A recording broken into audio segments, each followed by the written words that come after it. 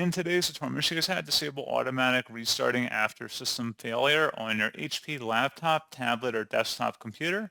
So this should hopefully be a pretty straightforward process here, guys. And without further ado, let's go ahead and jump straight into it. So all you have to do is select the Start menu, Start button, and then select the power icon. Hold down the Shift key on your keyboard and select Restart. And then give that a moment. Once it says please wait, you can take the pressure off the mouse or the keyboard. And if you're unable to boot into Windows to do this, you can just do a hard power off 3 times in a row in order to open up the troubleshooting menu that we are about to be greeted with here.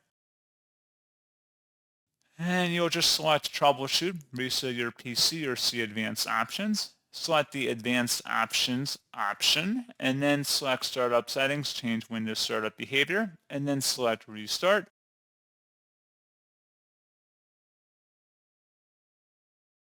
And then you can just tap the F9 key or function 9 key to disable automatic restart after failure. And that's all you have to do. So pretty straightforward process, guys. And as always, thank you for watching. I do hope that I was able to help you out, and I do look forward to catching you all in the next tutorial. Goodbye.